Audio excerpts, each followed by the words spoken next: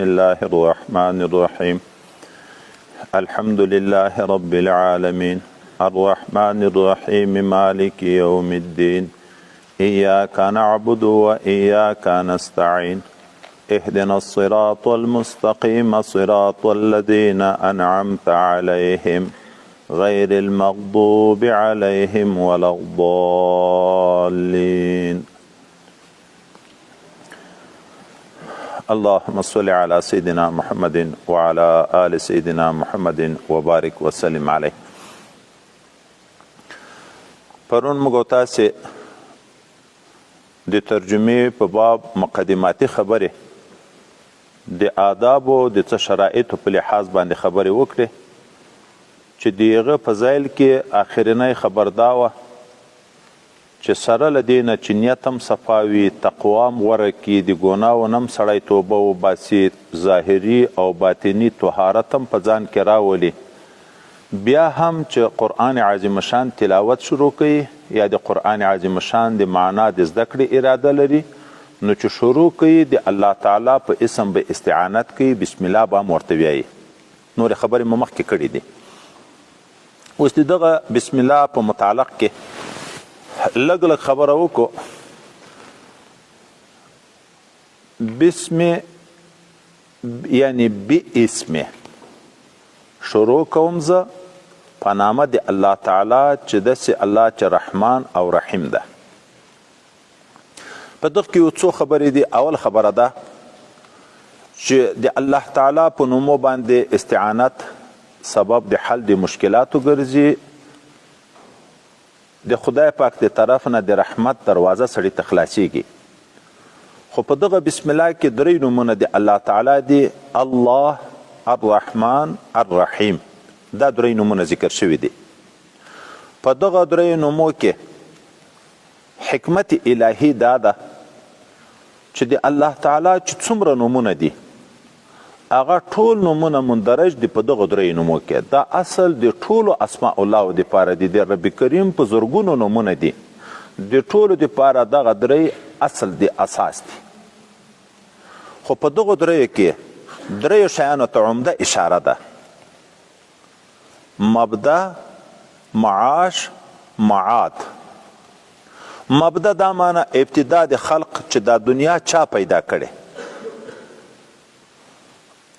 معاد چیرې به ځو، آخر ځای به مو کوم ځای وي. معاش ته د مابین د دنیا د زندگی حالات.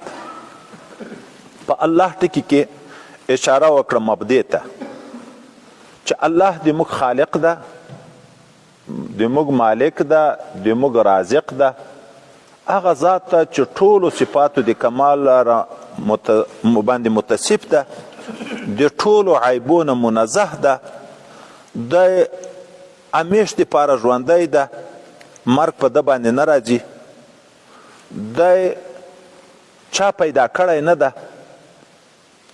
ځکه پیدا کول په هغه چا کې راځي چې هغه نه یي. د الله تعالی وجود واجب ده. واجب هغه ته ویل کېږي چې عدم سابق نه لري، عدم لاحق نه لري. وجود د رب کریم واجب ده او وجوب لذاته ده. دغه الله نه بغیر بل هیڅوک داسې نشته چې دغه صفت خالقیت په ده کې راشي چې بل ته وجود ورکړي. ځکه د الله نه سوا چې څومره مخلوق ده هغه خپل په خپل وجود کې بل ته محتاج ده. چې څومره مخلوقات دي، که ملائکې دي، که انبیا دي، که اولیا دي، که انس ده، که جن ده، که عرش ده، که فرش ده، دا ټول نه وو. بیا الله تعالی پیدا کړه، بیا به ټول نه یي، پانې کېږي به. اوس نو په مخلوق کې داسې څوک شته نه چې د هغه وجود واجب وي چې بل ته وجود ورکړي. نو معلومیږي چې د دغه موجوداتو نه د باندې د دایرې د خلق نه د باندې یو ذات ته چې دغه مخلوقاتو ته وجود ورکړی هغه الله ده. نو مبدې ته اشاره ده پیدا کوونکی د ټول عالم دا الله تعالی ده. بل داسې څوک نشته چې هغه پیدا کول د مخلوقاتو وکړي. نو په دې کې به موږ خپل مالک ذاتي وپېژنو، خالق وپېژنو، رازق وپېژنو چې پیدا دی یو د موږ ټول اختیارات د دي د موږ ځان، د موږ مال، د موږ اولاد، دا ټول د ده دي، د ټولو مالک دی ده، نو د ده په حکم به چلیږو. او رحمان دا معاش ته د دنیا زندگی ته اشاره ده، ځکه موږ تاسو ته استادان په کنکیو کتابو کې ترجمه د رحمان چې کوي داسې کوي هغه ذات چې مهربانه ده په دنیا کې په ټولو مخلوقاتو. نو دا د دنیا معیشت، د دنیا ضرورت پوره کول، دغه د معاش حالت ویل کیږي. دا ټول ضرورت انسان د ټولو مخلوقاتو چې پوره کوي الله تعالی یې پوره کوي. او رحیم هغه ذات ده چې دی مهربانه ده په مؤمنینو باندې په آخرت کې. آخرت ته اشاره وشوه، معاد ته چې د موږ بله زندگی را روانه ده، موږ به بیا ورځو په بله زندگی کې به د الله تعالی حضور ته وړاندې کیږو. اوس نو چې زندگی ته سړی فکر وکړي، یو مبدا ده یو معاد ده، دا مابین زندگی دا ته معاش ویل کیږي. وای په دغه بسم الله کې دغه درې نومونه د الله تعالی جمع کړه، اشاره یې وکړه دې ته چې انسان په معاش باندې د مبدا او د معاد نه غافله نشي. مبدا یې مخکې ذکر کړه، معاد شاته ذکر کو، مابین کې د معاش زندگی. نن چې ټوله دنیا ته فکر وکړو چې څومره کفار دي، چې څومره کفار دي دنیا دي، د مبدا او د معاد نه غافله دي. ځکه احادیث مبارکه کې چې چیرې مو اورو څوک چې ایمان لري په الله او په ورځ د آخرت، من کان یؤمن بالله والیوم الاخر، دغه دوه ډیر ذکر کیږي.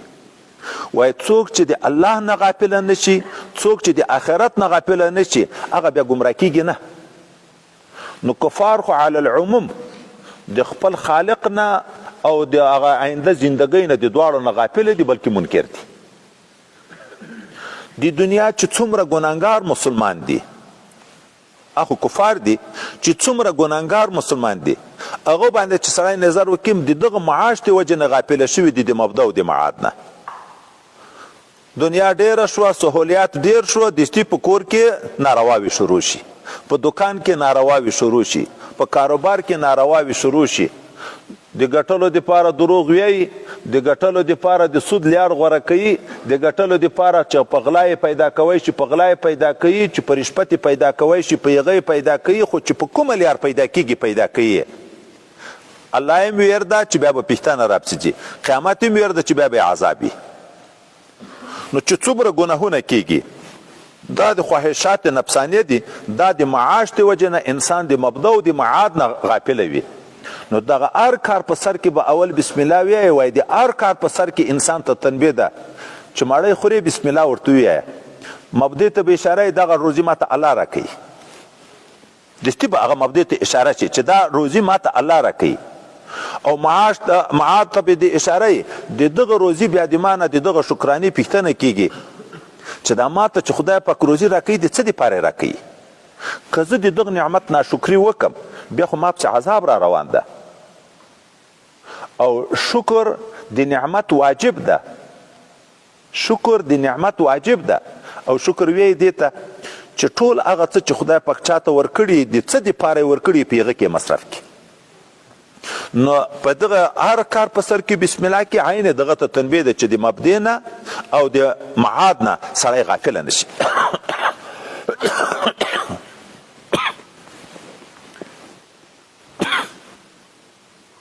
بسم الله الرحمن الرحیم.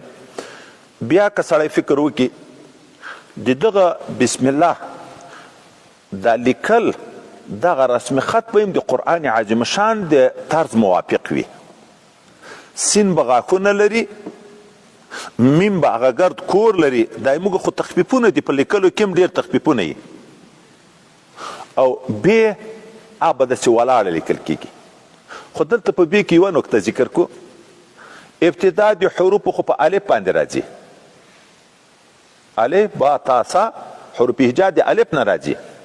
د بسم الله په سر کې په بې ابتدا وکړه، الف نه راوړ.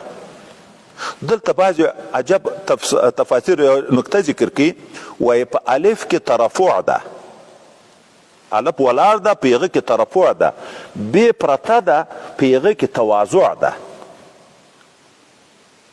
اوس نو اشاره یې وکړه دې ته اولا انسان ته چې باید په ځان کې عاجزي پیدا کړي. خو بیا بلې نکتې ته وګورو، دا بې د بسم الله چې موږ تاسو ټول قرآن عظیم شانونه وګورو دا بې داسې ولاړه رالیکلې ده اوس بې خو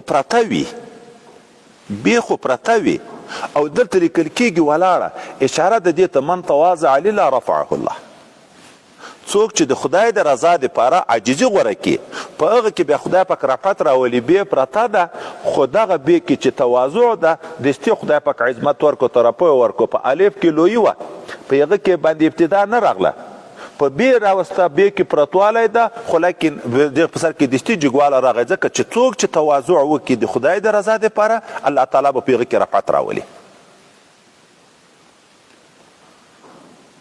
بسم دا جار و مجرور دی جار و مجرور متعلق غواړي متعلق د متقدم که متأخر صرفي و نحوي خبرې په کنکیو کتابو کې موږ تاسې اورېدلې دي ډېر علما په دې دي چې متعلق مؤخر ده او هغه د افعال خاصهونه ده چې هغه کوم فعل ته شروع په کوي د هغه نه به هلته په سر کې ذکر کوي بسم الله الرحمن الرحیم اقرأو مثلا لکه قرائت شروع کوي دا به وروسته وایي دا د څه دپاره لپاره د افادې د اختصاص دلته عقیدې د توحید ته اشاره ده موږ په ټولو امورو کې محتاج یو الله ته یو دا نور اسباب و وسایل دي دیغو نه خو الله موږ منع کړي نه یو دنیا خو دار د اسبابو ده خو عقیده به مو دا وي چې سبب مؤثر نه ده مؤثر الله تعالی ده دا ظاهري اسباب معطل نه دي عبث نه دي د اسبابو نه ممانعت نه ده راغلی خدای پاک حکم د اسبابو کړی لیکن دا تخصیص چې د افاده شو چې خاص په نامه د خدای پاک استعانت عقیدې توحید ته اشاره ده چې د موږ مشکل کشا حاجت روا صرف او صرف یو الله ده دا نور امور ټول دا وسایل دي اسباب دي مؤثر حقیقي په خپله نه دي بسم الله الرحمن الرحیم شروع کوم موږ تاسې خو ګوره داسې معنا کوو شروع کوم معنا خو د بسمې نه ده او خو د هغه مقدر ده ابتدئو اوس بسم الله الرحمن الرحیم ابتدئو خاص په نامه د الله تعالی داسې الله چې ډېر رحمان او ډېر رحیم ده د هغه په نامه باندې ابتدئو زه شروع کوم دغه ځای هم چې موږ فهم وکړو د کشرانو موږ داسې معنا اورېدلې چې شروع کوم په نامه د خدای موږ کوي چې معنا د بسمې دغه ده هغه د متعلق معنا ده خپل د بسمې معنا دا شو خاص او خاص په نامه د الله چې رحمان او رحیم ده د هغه په نامه باندې خاص ابتدئو زه شروع کوم او چې خاص د په نامه زه شروع کوم دای مشکل کشا حاجت روا د خدای پاک به د علم لیار راته خلاصوي د مشکلاتو لیار به راته حل کوي خپل مقصد هغه منزل مقصود ته به الله تعالی رسي بسم الله الرحمن الرحیم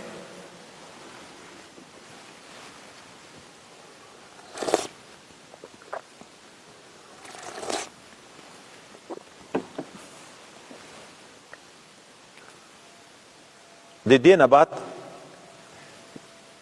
اجمالی بیان د حمد وکړو بسم الله الرحمن الرحیم خاص په نامه د الله چې ډیر رحمان او ډیر رحیم ده د دغه به یوه ترجمه کې لږ دا خبره واضح کو رحمان او رحیم دواړه صیغې د مبالغې دي خو فرق په دې کې ده رحمان عام الرحمت رحیم دائم الرحمت نو ځکه په دنیا کې د رحمان معنا خلو رحمت د عام ده انس جن ټول مخلوق چې ده د الله تعالی په رحمت باندې چلیږي خو د آخرت رحمت بیا دائمي ده په یغ پناه نه راځي عام الرحمت تام الرحمت رحمان هغه ذات چې رحمت د عام ده هر چاته ده رحیم هغه ذات چې رحمت تام ده ختمېدون نه لري دائمي ده زوال نه لري الحمد لله رب العالمین حمد چې ده الله لره ده داسې الله چې رب د ټولو مخلوقاتو ده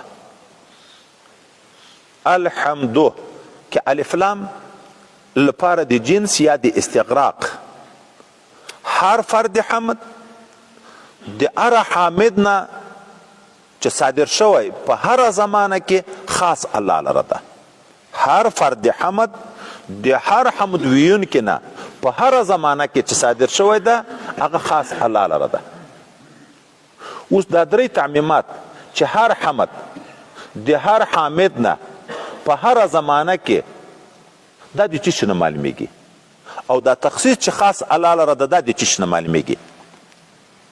نو وایي تعمیم د حمد هغه د الف لام نه معلومیږي چې الف لام لپاره د استغراق د هر فرد د حمد، او تعمیم د حامد د نه ذکر د حامد نه معلومیږي. دلته خو داسې خاص د چا حمد نه د ذکر کړی چې د پلانکي حمد مختص په الله تعالی پورې.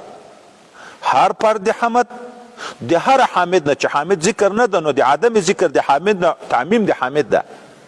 په هر زمانه کې دغه تعمیم د جملې اسمیه نه ده، دا جمله اسمیه ده، دلالت کوي په دوام او په استمرار باندې. او تخصیص د لام نه معلومیږي الحمد هر پر د حمد د هر حامد نه په هر زمانه کې چې صادر شوی ده لله خاص الله تعالی لره ده. حمد اظهار د صفات کمالیه ورته ویل کیږي، چې د چا د کمال صفت اظهار وشي دغه ته حمد ویل کیږي. اوس نو دستي سوال واردېږي چې موږ د یو چا د علم صفت کوو، صفت کمال ده، خو د بنده صفت مو وکړو، دا حمد خو د بنده شو، او ته وایې چې هر پر د حمد مختص په الله تعالی پورې د بل چاته نه څه. نو جواب دا ده چې دا هر چاته چې کمال ورکړی بیرته الله تعالی ورکړی په یغه حیثیت باندې. دا حمد په واقع کې رجع بیرته الله منعم ته شوه، چې چا منعم په چا نعمت کړی دیغه نعمت موږ اظهار کوو چې پلانکي ته خدای پاک ښه علم ورکړی، اصلي رجع یې دغته کېږي چې الله تعالی ښه علم ورکړی. نو دغه حمد چې د بنده کوو دا هم په واقع کې حمد د الله تعالی ده. حمد اظهار د صفات کمالیه و د خدای پاک د شان سره چې څه مناسب دي هغه ټول صفاتو باندې موږ عقیده لرو. د خدای پاک دوه قسمه صفات دي، صفات ثبوتیه، صفات سلبیه. په بل اصطلاح تحمید تقدیس. یو قسم داسې صفات دي چې د الله د تان سره لایق دي د اتصاف په لحاظ چې الله تعالی په متصف ده. یو قسم داسې صفات چې الله تر منزه ده، تر پاک ده. خدای پاک جسم نه لري، خدای پاک مکان نه لري، خدای پاک واده نه لري، خدای پاک اولاد نه لري، خدای پاک مور و پلار نه لري، خدای پاک خوراک نه کوي، خدای پاک چکاک نه کوي، جماع نه کوي، مرض په ده باندې نه راځي، احتیاج په ده کې نشته، کڼوالی په ده کې نه راځي، ړندوالی په ده کې نه راځي، عجز په ده کې نه راځي، ګونګوالی په ده کې نه راځي، جبر په ده باندې نه راځي، بې ارادې د ده نه. دا چې څومره نقصانونه دي د دغو ټولو نه صفایي ته تقدیس ویلی کېږي، صفات سلبیه ورته ویلی کېږي. او دا چې الله خالق ده، مالک ده، رازق ده، رحمان ده، رحیم ده، غفور ده، تواب ده، چې دا صفات چې ورته ثابت دي دغه ته صفات ثبوتیه ویلی کېږي. اوس د اظهار د صفات کمالیه و دا ضمناً متضمن تقدیس لرم ده چې په ټولو صفاتو د کمال متصف ده، نو د ټولو عیبونه پاک ده، ولې که عیب ورته راشي بیا خو صفات کمال رانغی. نو جامع جمله ده د رب کریم د شان سره لائق حمد د الله په کلام ادا کیږي، موږ نشو ادا کولای. خدای دې متعال موږ ته تعلیم راکړي د ما حمد په داسې جمله ادا کړي. الحمدلله هر صفت کمال هغه خاص او خاص الله لره ده. په بنده کې که صفات کمال شته خو ورسره نقصان هم شته، علم راځي، جهل هم راځي، حیات راځي، ممات هم راځي، قدرت راځي، عجز هم راځي، بنا راځي، ړندوالی هم راځي، اوریدل راځي، کڼوالی هم راځي. دا ټول شیان په بنده کې راځي، په مخلوق کې راځي، خو الله تعالی کې دا یو نقصان هم نشته. حمد ده الله لره. دوم تعبیر مخکې مالک درته اشاره د شکر وکړه. یو حمد ده، یو شکر ده. څوک د دې په منځ کې فرق نه کوي، او څوک چې دا د هغه مورد په لحاظ باندې او د متعلق په لحاظ باندې چې موږ فلسفي کتابونه منطق چې ذکر کوي په هغه لحاظ باندې خو څه فرق کوي، خو دې دپاره چې عام ملګري په دې باندې پوه شي. دا حمد رأس الشکر ده، هغه اعلی پر د شکر ده. شکر صرف العبد جميع ما انعم الله تعالی علیه الى ما خلق لاجله. صرف کول د بنده ټولو هغه شیانو لره چې الله تعالی دته ورکړي دي د کوم مقصد دپاره چې پیدا دي هغه دپاره په هغه کې صرف کړي. اوس موږ ته الله تعالی د اول وجود را کړی، دا ژوند را کړی ده، دا د سر نه تر نوکه د موږ وجود دا یو عظیم نعمت ته چې خدای دې متعال په موږ کړی. دغه قالب د موږ، دا بدن د موږ ته به په هغه لار کې صرف کوو چې په کوم باندې الله خوشحاله کېږي. پیدا یې د څه شي دپاره یو؟ وما خلقت الجن والانس الا لیعبدون. نو د دغه بدن شکرانه به ادا کوو په عبادت خدای متعال، زړه کې به ایمان راوړو، اعضا به ټول په عبادت باندې مشغوله کوو. بیا ګوښې ګوښې نعمتو ته وګوره، سترګې د څه دپاره پیدا کړي دي چې سړی قرآن عظیم شان ته په وګوري، کتابونه نورو مطالعه په وکړي، جومات ته چې ځي دغه لارې ته په وګوري، نیکو خلکو ته په وګوري، کعبې مبارکې ته په وګوري. د دغه دپاره الله نه دی پیدا کړي چې پردۍ نامحرمو ښځو ته ګوري، هلکانو ته په نظر د شهوت باندې ګوري، یا بلډینګو ته په نظر د رغبت باندې ګوري چې داسې بلډینګ د ما هم وای، داسې د ما هم وای، مارکیټو ته دغو شیانو ته موټرو ته په دغه نظر باندې ګوري. د دغه دپاره خدای پاک نه دی پیدا کړي. غوږونه یې د دې دپاره پیدا کړي چې د الله کلام واوري، وعظ و نصیحت واوري، ذکر په واوري، د خیر خبرې په واوري. دغه دپاره یې نه دی پیدا کړي چې په دغه سروزونه واوري، په دغه غیبتونه واوري، په دغه نمیمت و شیطانت واوري. دغه به نه به غوږونه ټول ساتي. ژبه یې د دې دپاره پیدا کړي چې د الله حمد و ثنا په ادا شي، د خیر په کار کې استعمال شي، امر بالمعروف و نهی عن المنکر وشي، په تعلیم و تعلم په وشي. دا د دروغ دپاره، د غیبت دپاره، د نمیمت دپاره، د مسلمان د سخریې دپاره، د مسلمان د ازارولو دپاره خدای پاک نه دی پیدا کړي. لاس د دې دپاره پیدا کړی چې د مسلمان سره د خیر او د تعاون په باب کې استعمال شي. د دې دپاره نه ده چې د مسلمان په ضرر باندې استعمال شي. ځکه نبی کریم صلی الله علیه وسلم فرمایي المسلم من سلم المسلمون من لسانه و یده. مسلمان هغه ده چې د د ژبې د ضرر نه مسلمان په امن وي، د د لاس د ضرر نه مسلمان په امن وي. نو په دغه به ضرر چاته نه رسي، په هغه لار کې به استعمالوي چې د کوم غرض دپاره پیدا ده چې الله تعالی په هغه باندې راضي شي. دغسې قدمونه د دې دپاره پیدا دي چې د خیر ځایو ته سړی رفتار په وکړي.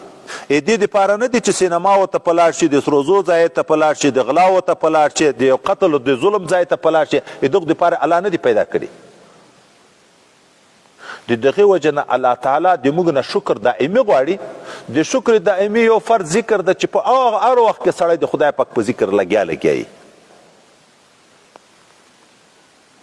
خو حضرت ابن حجر عسقلاني صاحب د فتح الباري د بعضې عارفینو خبره را نقل کوي، وایي ذکر د ټول بدن ده، ذکر العینین بالبکا، ذکر د سترګو په ژړا ده چې د خدای د ډاره وژاړي الله تعالی ته. په ګوښې ځای کې خپلو ګناهونو ته پام وکړي او د الله عذابو ته پام وکړي، نو په خپلو ګناهو تائب شي، خدای پاک ته د خدای د ډاره وژاړي. ذکر العینین بالبکا، ذکر د سترګو په ژړا ده چې الله ته دا سترګې لندې کې په اوښکو باندې کې. ذکر الاذنین بالاصغاء، ذکر د غوږو په غوږ نیولو ده چې نیکو خبره ته غوږ په ونیسي، دین په زده کې. ذکر اللسان بالثنا، ذکر د ژبې په ثنا ده چې دغه د ذکر ژبه د خدای پاک په حمد په ثنا کې، د رسول الله صلی الله علیه وسلم په حمد په ثنا کې استعمال کې. او ذکر الید بالعطاء، ذکر د لاس په عطا ده، په ورکړه ده چې په دغه باندې د خیر کارونه وکړي، د خلکو سره معاونتونه په وکړي. ذکر القلب بالخوف والرجاء، ذکر د زړه په خوف په رجا ده چې د خدای پاک د گرفت نه وډار شي او د الله رحمت ته امیدوار په طاعت به کوي، امید به د رحمت لري، د ګناهو نه به ځان ساتي، ډاریږي به تر. ذکر الروح بالتسلیم والرضا، روح تسلیم ذکر دا ده چې د خدای پاک حکم ته تسلیم شي، د الله په قضا راضي شي، که مرض در باندې راولي، که مسکنت در باندې راولي، که تکلیف در باندې راولي، که راحت در باندې راولي، ټول د الله دی طرف نه دي. او ذکر البدن بالوفا، ذکر د ټول بدن په وفاداری ده چې د کوم مقصد لپاره الله پیدا دي ته هغه ټول په هغه کې استعمال کړي. نو حمد رأس د شکر ده، دا خو د ژبې د لارې نه ده، خو دا شکر د موږ په ټولو اندامو ضرور ده، په ټولو اندامو به د الله، ځکه هر نعمت شکر غواړي. نو د سترګو خپل شکر ده، لکه ما چې لږ درته تشریح کړو، په دغه وژاړه الله ته. د ژبې خپل شکر ده، د غوږو خپل شکر ده، د لاس خپل شکر ده، د پښو خپل شکر ده، د زړه خپل شکر ده، د روح خپل شکر ده. همیش د خدای پاک په ذکر د الله تعالی په حمد و په ثنا ځان مشغول ساته، نو دا به شکر شي د الله تعالی. الحمدلله هر صفت کمال، ټول حمد و ثنا دا خاص او خاص الله تعالی لره دي. یو واره الحمدلله ویلې، بیا صفت ذکر کوي رب العالمین، اشاره ده دیتا چې الله تعالی هم د ذات په لحاظ مستحق د حمد ده، هم د صفاتو په لحاظ مستحق د حمد ده. اول ذات اشاره وشو الحمدلله، اوس صفاتو ته حمد الله لره، ځکه خو رب مو ده، پالونکی مو ده، پیدا کړي چای، روزي څوک راکوي، عزت و صحت و قدرت و د هر څه چې راکوي څوک یې راکوي. او رب هغه چاته ویل کېږي چې هغه د انسان تربیه، د مخلوق تربیه تدریجا کوي چې کمال ته ورسي. د موږ تاسې خپل وجود ته چې فکر وکړو، د مور نه چې اول کنکای پیدا شي څومره یي، دغه کنکای چې د هغه ځوانۍ ښه قوت ته ورسېدو په دا وجود کې څومره غټ شو، دا کنکای په خپل غټتوب باندې پوه ده. دا موږ تاسې په دغه پوهېدلي چې الله تعالی سره کش کړو، لاسونه او اندامونه مو سره کش وه، خو په داسې طریقه یې لوی کړو چې موږ په ته هېڅ تکلیف نه دی احساس شوی، نه په دغه باندې پوه شوي یو چې د عربي کریم موږ څنګه لوی کړو. علم هم اول چې څوک پیدا شي خپله مور پیژني، خپل پلار پیژني. اوس د هغه مځکې نه سوکه بیا پروفیسر د دنیا شي، لوی عالم ماهر دی، دغه طریقې سوکه راولي. نو هر څه شي کې تعجیل به نه وي، تدریجا به کمالات راځي. نو حمد الله لره داسې الله چې هغه رب د عالمینو ده، عالم ما سوا د خالق ده، چې د الله نه اظهار بل صورت نه و. خدای متعال خو کنتو کنزا مخفیه، زه پټه خزانه وم، خلق مې پیدا کړو چې زه وپېژنم، خلقت الخلق لاعرفه، چې زه وپېژندی شم خلق مې وپېژني. اوس نو د الله تعالی په وجود باندې دا ټول دلایل دي. خو که لږ موږ د عقل نه کار واخلو، حضرت امام شافعي رحمه الله نه چا پوښتنه وکړه د الله تعالی په وجود باندې، ته عقلي ماته یو دلیل بیان کړه، څه دلیل لري؟ ده ورته ویل د الله تعالی په وجود باندې دلیل د توت پاڼه ده. اوس د توت پاڼه یوه ده، دغه د توت پاڼه چې د شاتو مچۍ وخوري، بیا د دې نه شات پیدا کیږي، چې د ورېښمنو چمجۍ وخوري، د دغه توت پاڼې نه بیا ورېښمن پیدا کیږي، چې میږ او اوزای وخوري بیا پچتر پیدا کیږي، چې غوای وخوري خشایتر پیدا کیږي. اوس اصل شی یو ده، دا مختلف اثار چې په مرتب کیږي دا معلومیږي یو ذات ته چې دا تصرف کوي، په مخلوق کې نه ده. نو دلیل د شو په وجود خالق باندې چې خالق ده. د حضرت امام مالک رحمه الله نه چا د الله تعالی په وجود باندې دلیل وغوښت چې د خدای پاک په وجود باندې عقلي دلیل ته څه لري؟ ده ورته ویل اختلاف د نغماتو، د اصواتو. موږ تاسې ټولو پلار آدم علیه السلام، مور حوا انا، او موږ تاسې چې د خپل تجربې ته وګورو، د هر قوم علیحده ژبه ده. په دا یو پښتو کې څومره قسمه اقسام دي د ژبو، دا په سوونو ژبې چې پیدا شوي، پلار یو د مور یوه ده، دا چا پیدا کړي؟ بیا که فکر وکړو د یو انسان غږ د بل انسان غږ لهجه هم نه ده سره برابره، ورونه دي یو په یو طریقه غږیږي، د یو طریقه د خبرو یو څه ده، د بل طریقه د خبرو بل څه ده. دا یو ذات ته چې دا تصرف کوي، د یوې ژبې نه د آدم علیه السلام او د حوا نه په سوونو ژبې پیدا کړې. د حضرت امام احمد ابن حنبل رحمه الله نه چا پوښتنه وکړه د الله تعالی په وجود باندې عقلي دلیل ته څه لري؟ ده ورته ویلې یوه بنګله ده د سپینو زرو په شکل خویه پایه، نه دروازه لري، نه کړکۍ لري، نه د دخول یار لري، مابین د سرو زرو غوندې ده، بسیره د سپینو زرو غوندې ده. ناڅاپه دیوال مات شي او حیوان سمیع و بصیر ته راوځي اګۍ. اوس د اګۍ خو ټولو لیدلې، دا اګۍ پوښې سپین ده، په مابین کې زیړ لري، کړکۍ شته، دروازه شته.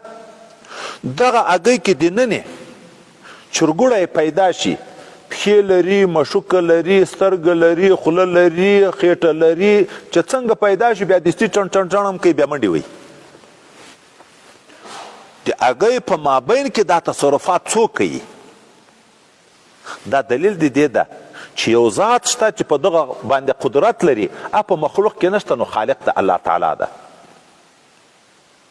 حضرت امام ابو حنیفه رحمه الله نه چا د الله تعالی په وجود باندې یو زنديق دلیل وغوښت چې د خدای پاک په وجود څه دلیل لري؟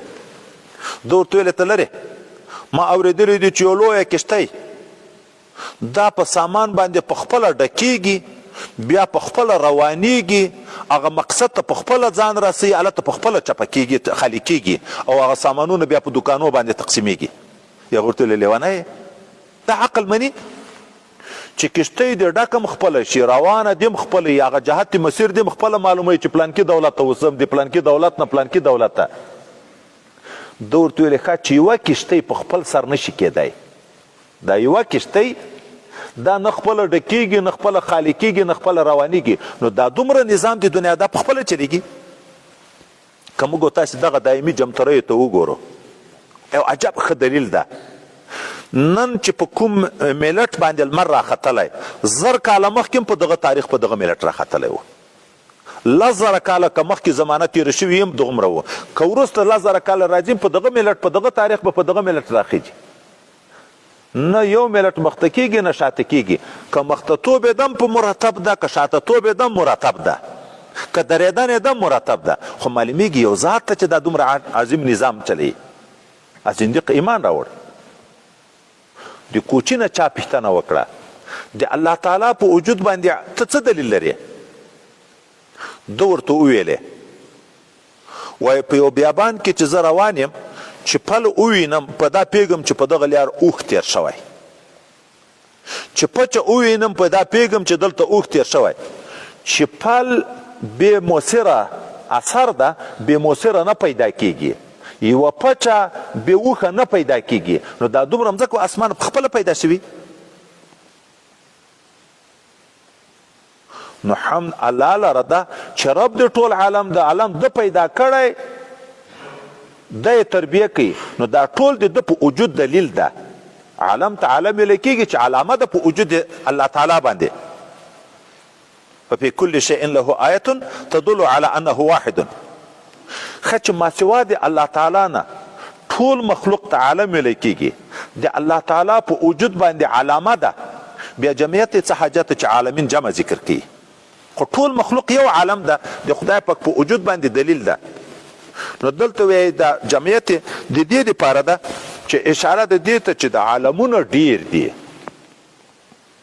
موږ تاسې په مجموعه کې چې دا علم لرو، په خپله نوع بشر باندې هم پوره خو علم نه لرو، صرف د انسان د انسانیت په تعریف باندې پیژنو، نور خو شیانو علم خو نشته.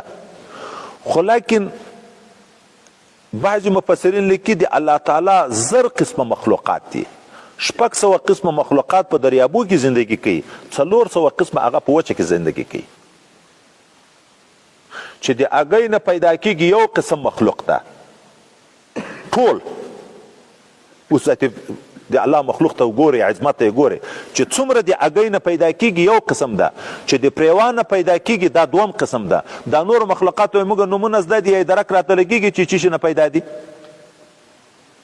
نو موږ ته یې تنبیه راکړه رب کریم په دې باندې چې داسې خیال مه که چې یو زه یم په دنیا بل څوک نشته.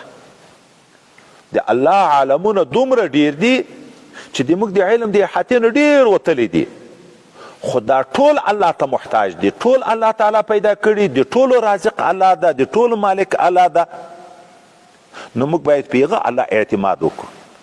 دا چې دا خلک د دنیا پښې ټکوي، د دنیا په لحاظ باندې شکایتونه کوي دا وشوه دا وشوه چې الله نه یې درکړې چې دا ټولې دنیا تعلیمونه وکړي ولا کوي وګوله پیدا کړي.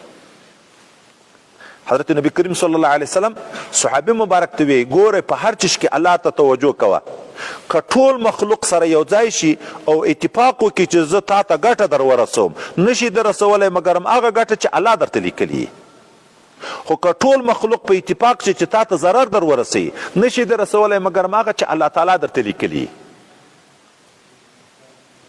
که موږ تاسې فکر وکړو د دنیا غټ غټ ویښیاران خو په یوه ګوله پورې حیران وي او داسې بې عقلانو ساده ساده خلک دي چې هغه غریبانان په هېڅ نه دي خبر خو دنیا یې ځایږي نه دنیا یې ځایږي نه. کم عاقل عاقل آیت مذاهبه وکم جاهل جاهل تلقاه مرزوقا مسلماني متول یو کې مونږ ویلي ډېر عاقلان اسباب د معیشت نه وي پروفیسران وي معقل وي خو ډېر جاهلان وي د رزق ضایع نه کېږي. د دغې وجه نه بعضې بدبخته انسانان چې په خپل عقل افتکار کوي هذا الذي سير الاوهام حیره وجعل عالم النحرير زندقه خدای نه خسته بعضې ملایان کې کفر ته وځي چې دا څنګه هر څه د الله نه دي. الله تعالی هر څه موږ ته د دنیا د پیدایښت نه 50,000 کاله مخکې لیکلي دي و لګیا به یو دنیا دار د اسبابو ده دنیا دار د اسبابو ده اکتفا به نه کړو چې خیر چې راته لیکلي دي نو پرې به وځو پراته به خدای پکې په خوله کې راکوي. دنیا د هر د اسبابو ده خو پریشانه کېږو به نه به ډېر خوشحاله کېږو په خپلو ګټلو چې دا ما وکړه نه به خفه کېږي چې د لاس نه مې ووته چې در کړم الله درکړه د الله به شکر باسي چې نه یې کړه درم الله تعالی نه دې درکړي پریشانۍ به نه کړي چې وایي داسې نه وی شوي نو داسې به نه کېده. الحمدلله رب العالمین حمد الله لره داسې الله چې رب د ټولو عالمونه ده داسې الله الرحمن چې مخکې مو ویلې په بسم الله کې چې عام الرحمت ده وایي په دنیا کې د حیوان چې په خپل بچي شفقت کوي دا د دغه رحمت اثر ده. دا درندگان دي آسان دي وګوره بچی پروت ټوپ ته راچي په منډه چې راشي د حیوان نه ټوپ اچي کسیږي نه. هغه ذات چې رحمان ده د ټولو رحمتو خاوندی ده. الرحیم چې تام الرحمت ده یا په دومه اصطلاح غټ رحمتونه کنکی رحمتونه نعمتونه د خدای پاک دوه قسمه دي غټ غټ نعمتونه چې د خلکو په خیال غټ غټ ورځي کنکی نعمتونه چې د خلکو په خیال کنکی کنکی ورځي خو که دا کنکی نعمت ته یوه ګوله ماړی دم الله یې درکوي او که دا ټوله دنیا دم الله یې درکوي. دغې وجې نه حضرت پیغمبر صلی الله علیه وسلم چې یوه ورځ داسې وخت کې د کور نه راووت چې په هغه وخت کې به نور کله دی د کور نه راووت. حضرت سیدنا ابوبکر صدیق رضی الله عنه راغی په دغه وخت کې په چې نور کله هغه هم نه ورته راتلو. حضرت پیغمبر علیه السلام پوښتنه تر کې څنګه راغلی یا ابوبکر وایي د تا د لیدار په امید باندې راغلم چې ګوندې د نبی علیه السلام ملاقات وکړم. وروسته حضرت عمر فاروق رضی الله عنه راغی په دغه وخت کې نبی علیه السلام یې ته څنګه راغلی وایي د لوږې نه راوتلی یم په کور کې هېڅ نشته. پیغمبر علیه السلام ویلې ما هم لوږه ده اصلا درې سره وږي وه.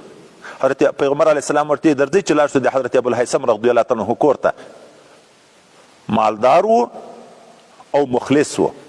دلته یو نکته بله محدثین ذکر کوي کوم مشر د یو خپلو اتباعو شاګردانو مریدانو مخلصینو کور ته بې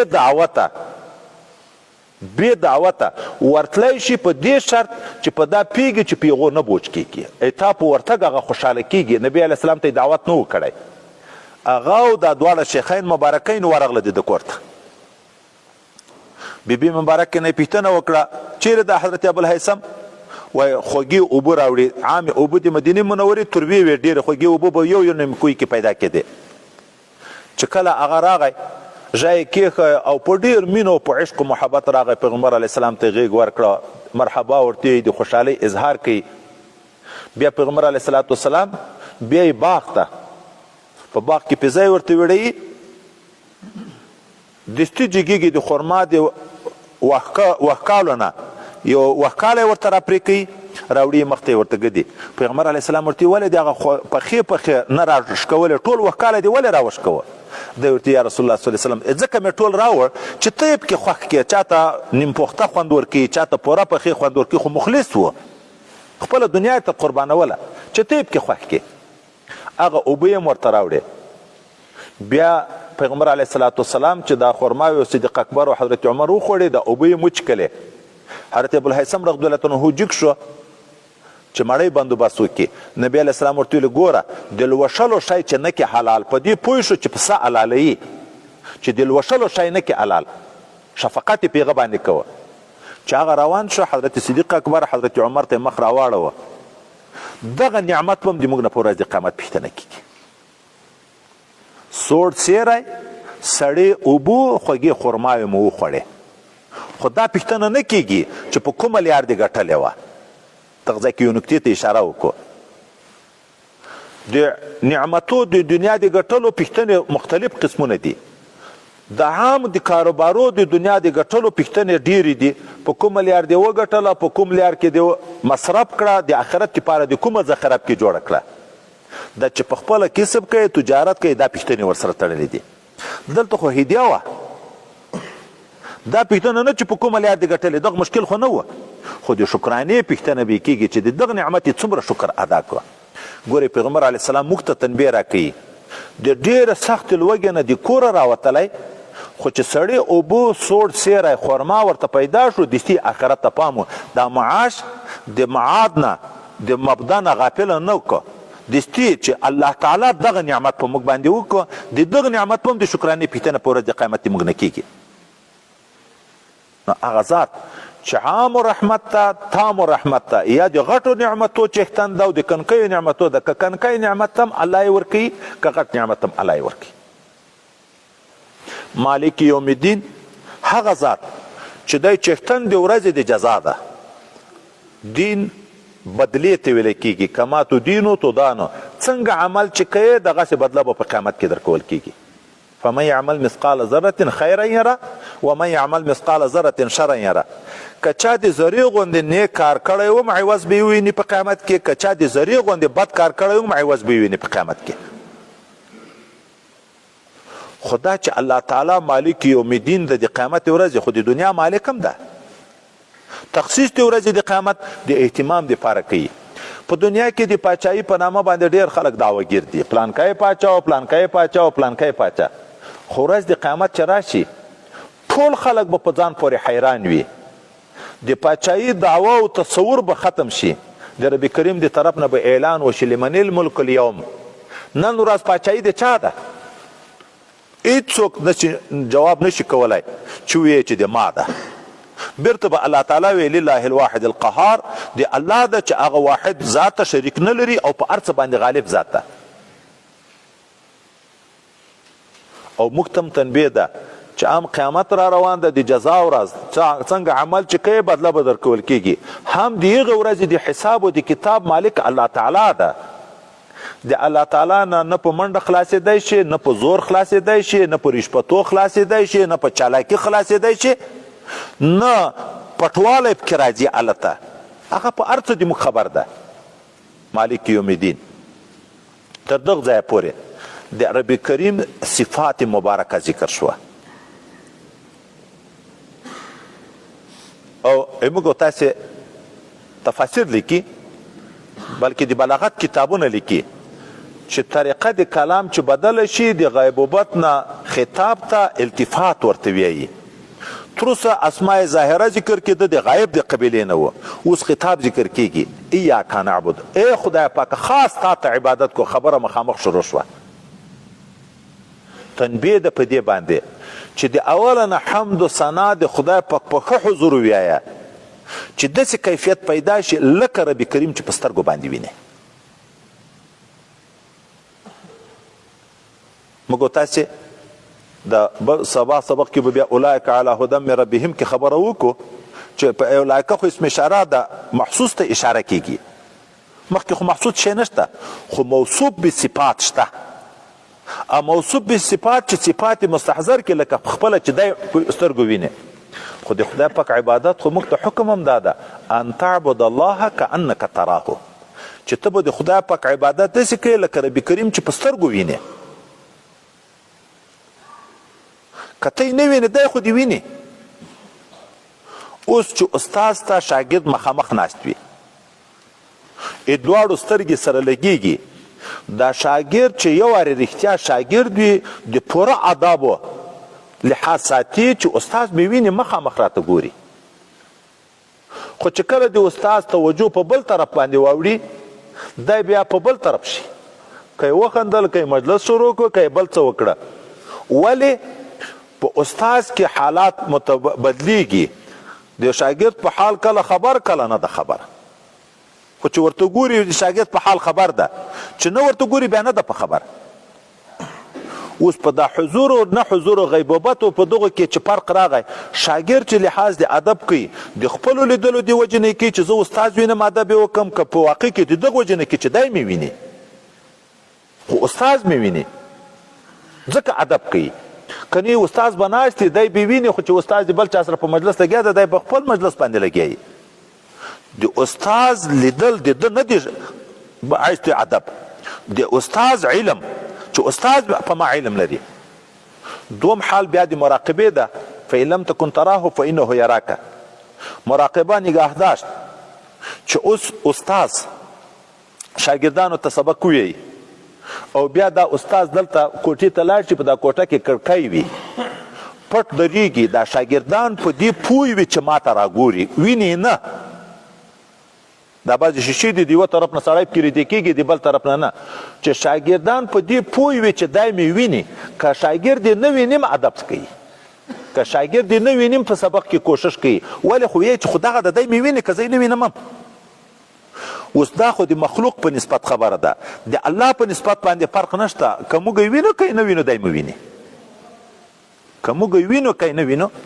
خو که دغه مراقبه موږ ډېره شروع کړو چې عبادت په حضور کوو چې دی مو ویني، دغه لحاظ شروع کړو، په آداب را شروع کړو، لحاظ وکړو، په زړه کې حضور پیدا کړو، عبادت کې خلوص پیدا کړو، د دغه نتیجه بیا دا ده چې خدای متعال بیا خپل انوارات په سترګو ورویني.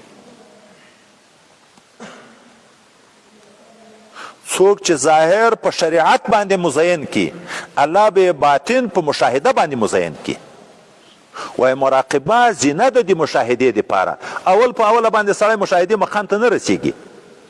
ته به په ښه حضور په ښه ادب عبادت کوې، د دغې خبرې به تصور وي چې ربي کریم د ما په زړه خبر ده، د ما په ژبه خبر ده، د ما په ټولو حرکاتو سکناتو خبر ده، مخامخ یم او دته دی مې ویني. په داسې حضور نو په عبادت کې خلوص پیدا شي، چې اخلاص پیدا شو، زړه صفا کېږي. دا کشف چې پیدا کېږي د څه نه پیدا کېږي؟ کشف شته او د څه نه پیدا کېږي؟ اول دا چې شته، دا ځای د حدیثو په رڼا کې درته ذکر کوم چې هغه شکوک اوله نه لرې شي. حضرت پیغمبر صلی الله علیه وسلم په منبر ناسته په مدینه منوره کې مجاهدین لېږلي دي جهاد ته، او چې لېږلي درې امیران ورته مقرر کړه چې اول به دا امیر وي چې هغه شهید شو، بیا به دا امیر وي چې هغه شهید شو، بیا به دا امیر وي. اوږد حدیث دی بخاري شریف. او درې سره که شهیدان شو بیا چې تاسو کوم څوک امیر مقرر کړه هغه به وي. دی ناسته دلته موتې جنگ شروع ده، د یوې میاشتې په مزل لرې هغه حالات خدای پاک ورته ولیده، کشف یې کړه. دلته صحابو ته حال شروع کړه، حضرت جعفر شهید شو، حضرت زید شهید شو، حضرت عبدالله ابن رواحه شهید شو، او بیا جنډه سیف بن سیف الله خالد ابن ولید واخیسته، هغه ته خدای پاک فتح ورکړه، د سترګو مبارکو نه اوښکې بهیږي، ملګري د یوې میاشتې په مزل لرې دي، دی ویني. کشف دغته څه شوی؟ کشف یې حتیم شریف کې ولاړ ده، د بیت المقدس علائمه چې د معراج په شپه دغه خلکو ته روغوښتې، ده خو هلته نه وې کتلې، حجابات لرې شو، په سترګو باندې ویني، علائم ورته بیانوي، دغته کشف یې.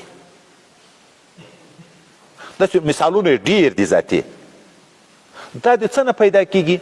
دا د صفایي نه پیدا کېږي. شبیر احمد عثماني صاحب فتح الملهم، فیض الباری، کشف الباری شرح دی دغه ویایي چې د انسان په زړه کې نور ده د ایمان، خو موږ تاسې حدیث اورېدلی چې ګناه وکړي تور ټپه بېرته پیدا کېږي که نه پیدا کېږي. اوس که انسان نیک عملونه کوي، ګناهو نه ځان ساتي، دغه نور د نیکو اعمالو په برکت پسې زیاتېږي سینه ټوله منوره شي. دا سینه وایي داسې صفا شي لکه شیشه چې د ګردو نه صفا کې، عین لوح محفوظ ورته ښکاره شي. هغه نقش راشي لوح محفوظ کې د ماکان او مایکونو ټول لیکل راغلي دي که نه دي. د نن دور حالات پیغمبر علیه السلام 1400 کاله مخکې ذکر کړي که نه دي ذکر کړي؟ هېڅ شی نه ذکر کړي. خو حدیث مبارک ده یو ورځ نبي علیه السلام لمونځ وکړ، د مازدیګر وختي بیا لګیا شو، تر قیامته چې څه پېښېږي ټولې بیان کړه. خو چا یاد دی چا ویر، وایي لوح محفوظ ورته ښکاره کېده. اوس نو چې سینه صفا شي بیا خدای پاک د انواراتو مشاهده شروع کړي، خپل انوارات بیا په ویني، نو هغه مقام بیا پیدا کېږي چې هغه حالت مشاهدې ده. نو ځکه دلته التفات ده په ښه حضور عبادت د الله حمد و ثنا ادا که په داسې حضور صفات یې وویې لکه خدای پاک چې په سترګو ویني، نو اوس مخامخ خبر شروع که ایاک نعبد، ای خدای پاکه. خطاب چاته کېږي خو مخاطب خو حاضر وي. ای الله خاص تا ته موږ عبادت کوو. و ایاک نستعین، او خاص د تا نه موږ معاونت غواړو، خاص د تا دپاره عبادت کوو. عقیده د شرک لاړه ختمه شوه. مخکې مو ویلو تقدیم د محق و تاخیر افاده د حصر و د اختصاص کې لایق د عبادت په مخلوق کې بل څوک نشته. نه ملائکه معبود ده، نه انبیا معبود دي، نه اولیاء معبود دي، نه ونه معبود ده، نه غر ده، نه عرش ده، نه فرش ده. معبود دي موږ ټول یو الله ده. موږ په ذکر کې طریقه د نفي اثبات چې راځي، اول دغه د نفي اثبات په سبق کې راځي چې د ما بل هیڅ معبود نشته ما سوا دی الله نه. خاص تا ته عبادت کوو. خو عبادت چا ته ویل کېږي؟ غایت تذلل، نهایت عاجزي ته ویل کېږي. دا چې سړی سر په سجده ګدي په مځکه باندې د خپل استقامت نه ټیټېږي، داسې حال ته ځان رسوي، دا ته تواضع ویل کېږي. خاص خدای پاک موږ د تا عبادت کوو. اوس دعوه خو دعوه شوه چې خاص خدای تا ته عبادت کوو، لیکن مفسرین لیکي ډېر خلک په دغه دعوه کې دروغجن دي. موږ د الله تعالی د حکم موافق ډېر چلیږو که د نفس په تقاضا ډېر چلیږو. افمن اتخذ الهه هواه، چې خپل خواهش نه خدای جوړ کړي، چې زړه څه ورته وي هغه کار کړي. دغه ته یې هغه د شریعت قرآن ویلی چې خدای شو که نه شو. بیا د الله په حکم موافق موږ ښه چلیږو که د خپل نفس په تقاضا. دعوه دا ده چې خاص خدای د تا عبادت کوو، عاجز یو، غلامان یو د تا. غلام د مولا د حکم نه بغیر یو قدم هم نه اخلي. او کار وایي د احرارو کوو. حر اصل سړی خود مختار وي چې څه کار کې. غلام هغه خود مختار نه وي. غلام د مولا په حکم چلیږي، حر په خپله اراده چلیږي. وایي موږ دعوه د عبدیت لرو چې موږ خدای پاک خاص د تا غلامان یو. او کارونه د احرارو که چې زړه مو بیا څه راته وایي په شوارو زندگی کې که دا طالب و ملا خپل ځان ته وګورو، هغه نور عوام خو یو خواته پرېږدو چې د موږ د سنتو موافق زندگی ډېره ده که د سنتو خلاف زندگی ډېره ده. موږ مجلسونه د الله په ذکر او د خدای پاک په حمد و په ثنا کې ډېر دي که د موږ په لهو و لعب کې ډېر دي. موږ مجلسونه د شریعت موافق ډېر دي که په غیبت او په دروغ او په نمیمت او په سخریه او په ټوکو په مسخرو په دغو کې ډېر دي. موږ نظرونه څنګه دي؟ د موږ لاسونه او پښې په چیش کې استعمالیږي چې مخکې مو د شکر معنا وکړه. دعوه د اختصاص لرو او کارونه د احرارو کوو. ډېر خلک په دغه کې دروغجن دي. دعوه د عبدیت لري، کارونه د احرارو کوي. ایاک نعبد، خدای خاص د تا عبادت کوو، د تا غلامان یو. غلام به په خپل اراده، په خپل فکر، په خپل نفسي خواهشاتو نه چلیږي، د الله د حکم موافق به چلیږي. و ایاک نستعین، او خاص د تا نه موږ معاونت غواړو. مشکل کشا حاجت روا د موږ الله تعالی ده. خو دا که موږ بیا وایو چې د خلکو نه موږ د مدرسو چندې غواړو، مجاهدین چندې غواړو، هلته دعوه دا ده چې خاص د تا نه معاونت غواړو. نو ما مخکې درته د حمد په معنا کې درته ویلې چې دا ورکوونکی څوک ده؟ ته چې یو چا ته ودرېږې چې ته جومات جوړوم یا مدرسه جوړوم ته د ما سره کومک وکړه دا یې در سره کي که الله تعالی یې زړه ته وراچوي خو نور خو خدای پاک حکم د تعاون علی البر والتقوا ایاک نستعین عقیدې ته اشاره ده چې عقیده به دې دا چې د ما سره معاونت دا د الله تعالی په اراده کېږي دغسې په خپله نه کېږي ظاهره دنیا دا د اسبابو ده هلته حکم راته کړی تعاون علی البر والتقوا یو د بل سره معاونت کوئ په بر او په تقوا باندې اسبابو ممانعت خو خدای پاک نه ده کړی واعدوا لهم استطعتم د مجاهدینو دپاره حکم د اسباب برابر کوي ایاک نعبد و ایاک نستعین اوس دلته یو پوښتنه ده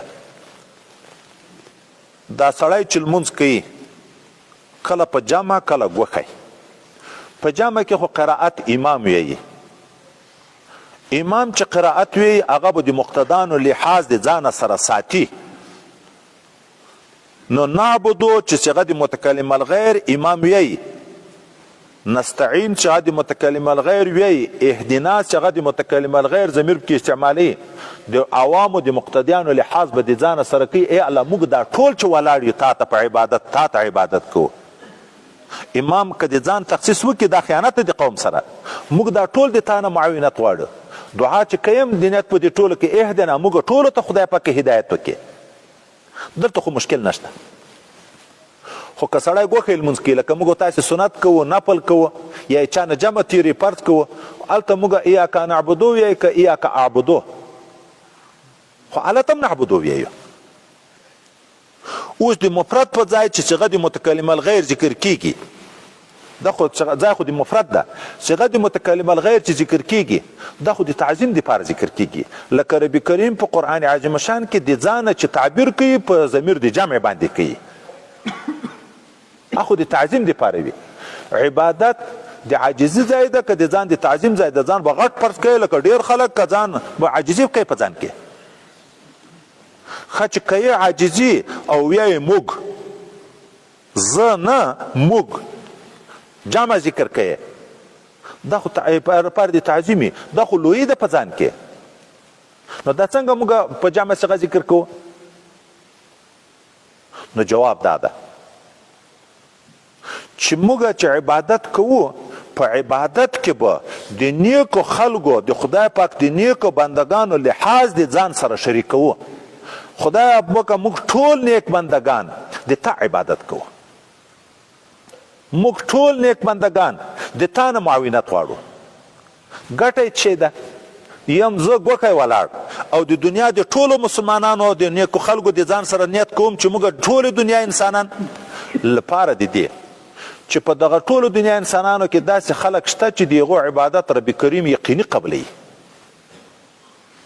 اوس نو موږ ته حکم ده دا توسل 5 قسمه ذکر کیږي یو قسم دا ده چې د نیکو خلکو سره په عبادت کې شریک شي د هغه عبادت چې خدای په قبلوي نو د تام قبلوي د هغه دعا چې قبلوي د تام قبلوي لکه اوږد حدیث د بخاري شریف ته حضرت پیغمبر صلی الله علیه وسلم یې یو وخت په داسې را روانې ډلې ډلې خلک به وځي جهاد ته بیا به په خپل مابین کې یو د بل نه پوښتنه کوي داسې یو څوک شته چې پیغمبر صلی الله علیه وسلم یې لیدلی وي په دا ټولو مجاهدینو کې یعنې یو صحابي شته چې وګرځي یو صحابي پیدا شي وایي یو صحابي بس وایي خدای پاک موږ فتح کوي د صحابي چې را سره ده د هغه په برکت به د موږ ټولو خدای پاک نصرت کوي عبادت کې مو مترقي راولي بیا داسې وخت را روان ده چې بیا به ډلې ډلې خلک وځي او بیا به جهاد کې یو بل ته وایي چې تاسې وګورئ داسې یو څوک شته چې صحابي یې لیدلی وي بیا وګورئ یو تابعي پیدا شي وایي بس خدای پاک مو د دغه په برکت باندې نصرت کوي بیا به داسې خلک روانې ډلې ډلې چې بیا به دا پوښتنه کوي چې داسې یو څوک شته چې تابعي یې لیدلی وي چې تبع تابعي وي وایي او یو تابعي شته وایي بس الله مو نصرت کوي دغه توسل ته اشاره ده چې د نیکو خلکو سره په عبادت کې شریک شوي د هغو دعا او عبادت خدای قبلوي د تام قبلوي د هغو الله نصرت کوي د تایم کوي اوس نو دغه جمعیت د نیکو خلکو سره شرکت دوه قسمه ده یو صورتن ده لکه ورشي په جمع کې د طالبانو سره په جمع کې ودرېږي د نیکو خلکو سره په لمانځه کې شریک شوي دا خو هر څوک په دغه پوهېږي خو یو صورت دا ده چې که یې ګوښی لمونځ په ګوښي لمانځه کې خو د بل سره نشي شریک کېدی نو دلته به معنن لحاظ باندې جمعیت راولي چې نیک مسلمانان به په نیت کې د ځان سره شریکوي چې په دعا کې در سره شریک شي، په عبادت کې شریک شي، د هغو خدای په قبلوي نو یې تام قبلوي. لکه وروسته به بیا تصوف څه خبرې راځي، یا ایها الذین آمنوا اتقوا الله وکونوا مع الصادقین. دا کینونت دوه قسمه ده، یو دا چې صورتن د نیکو خلکو په مجلسو کې د اولیاو په مجلسو کې ډیر شریکېږي. دوم صورت دا ده چې همیش دپاره د شرکت موقع نه پیدا کیږي، نو قلبا محبت کوه، د هغه تصور کوه لکه هغه په واسطه باندې خدای پاک د تا ترقي راولي. ایاک نعبد و ایاک نستعین، خاص تا ته خدای پاک موږ د ټولې دنیا مسلمانان عبادت کوو، د ټولې دنیا مسلمانان موږ د تا نه خدای پاک معاونت غواړو. اهدنا الصراط المستقیم. ای رب کریمه موږ ټولو ته هدایت وکړې د صراط مستقیم د لیارې برابرې، لیار او برابره دو خبرې شو. یو لیار غواړو، چیرې غواړو؟ الله ته. او برابره یې ویلې معلومیږي چې لیارو کې کږې لیارې هم شته. حضرت پیغمبر صلی الله علیه وسلم خط مبارک کش کړ او بیا په دا خط پورې یوه طرف ته بل طرف ته هم خطونه کش کړه. وویلې دا د مابین خط صراط مستقیم ده. عقیده د اهل سنت والجماعت چې افراط و تفریط نشته پکې، صراط مستقیم ده. الله تعالی ته به ځان ته پرسوي. یوې خواته بلې خواته لیارې دا هغه سبل دي. ګورئ چې په دغه لیار رانشي فتفرق بکم السبل اولئک فی ضلال بعید. چې سیده لیار جومات ته هغه دروازې ته تللې، ته داسې روان شي چې څومره ځې د لیارې نه لرې کېږي که ورنږدې کېږي، خو چې څومره په دغه طرف باندې ځې د اصلي لیارې نه لرې کېږي. شریعت مطهره دین مقدس دی اسلام دا صراط مستقیم ده. یو پل صراط ته په قیامت کې، یو پل صراط ته په دنیا کې. د قیامت د پل صراط په متعلق کې چې راځي چې د 15,000 کلو لیار ده، پل د ویښته نه نری تر توره تیره تر توره شپه تیاره. نو عقلا خو د دغه باندې تیرېدن محال دی، ځکه معتزله او دا نور بدبختان چې شریعت نه عقل ته ترجیح ورکوي هغه انکار کوي. خو لیکن محدثین کرام لیکي د یغه پل صراط نمونه په دنیا کې اسلام ده. په دغه اسلام دی چې عقیده برابره کړه، افراط و تفریط نه و پکې، نه عقیده د جسمیت الله د تشبه، نه د تعطیل، نه په اخلاقو کې افراط و تفریط و، نه په اعمالو کې افراط و تفریط و.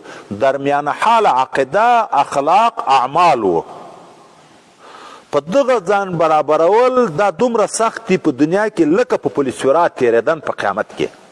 خو که چا دلته ځان برابر کو، په دغه صراط مستقیم د دین باندې روان شو، په ورځ د قیامت باندې بیا هغه پل صراط دته خدای پاک دومره اسانه کی چې حدیث مبارک ده په دغه باندې به ځینې داسې خلک وي چې تیریږي د سترګو په رپ کې، چې دا سترګې داسې کوي په دا 15,000 کاله مسافه به بیا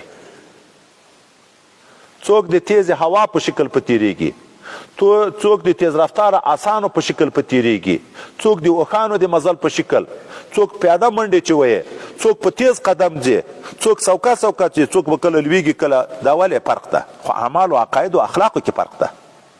نو په دغه صورت چې څوک ځان برابر کړي، هلته بیا یو غټ روډ جوړېږي، اسانه ده خبره، هلته بیا څه مشکل نه ورته پیدا کېږي. خو که دلته په نورو طرفو روان شو، هلته ذاتي لیار ورته مشکل شي، بیا په یغه صراط باندې تیریدن داسې ورته سخت شي لکه په ویښته باندې تیریدن چې څومره سخت وي. نو خدای پاک موږ ته صراط مستقیم راوښیه. دا چې صراط مستقیم موږ وپېژنو کومه ده، دا صراط مستقیم کومه لیار ده، الله تعالی تعریف بیا بالرجال راته کوي. صراط الذین انعمت علیهم، خدای پاک لیار دی هغه خلکو راوښیه چې تا په هغو باندې نعمتونه کړي، او د هغه خلکو د لیارې نه مه وساتې چې په هغو د تا غضب شوی، چې یهود دي او ګمراهان دي چې نصارا دي، او حکم عام د ټولو کفارو په باب کې. اوس معلوم شو چې سړي دوه قسمه دي. یو قسم هغه خلک دي چې هغه په د صراط مستقیم روان دي، الله ته سړی وصل کوي. یو قسم هغه خلک دي چې د صراط مستقیم نه منحرف دي، جهنم ته سړی برابري دي، الله تعالی نه لري کوي. موږ ته خدای پاک د دعا طریقه راوښوه. ته ماته دعا کوې، د نیکو خلکو لیار غواړه، خو ورسره یې پرهیز راوښوه چې د ګناهګارو، مجرمینو، فساقو، فجارو، مبتدعینو نه نیولې تر کفارو پورې د هغو نه به بیا ځان ساتي.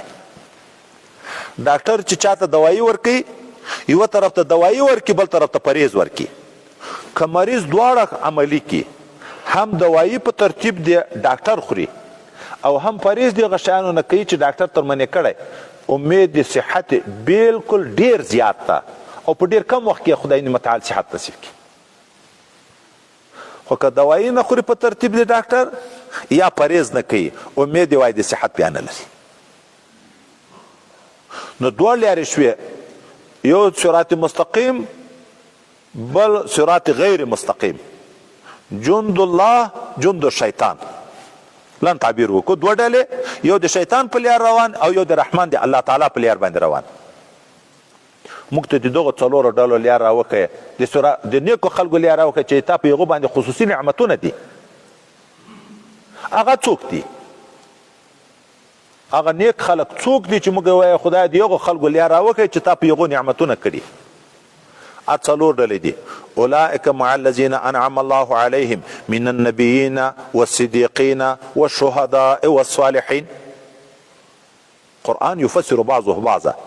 منعم علیهم څلور ډلې دي، انبیا، صدیقین، شهدا، صلحا. د دغو خلکو په لار مې خدای پاک روان کې. یهود نصارا چې په هغه وخت کې مشهور کفارو دغه ډلې وي، طبعا کې ټول کفار داخل دي، د دغو د لارې نه مې الله تعالی وساتي. اوس دغه ځای کې تفاسیر لیکي چې دغه ځای نه معلومیږي چې د انسان د هدایت لپاره دو شیان الله منتخب کړي.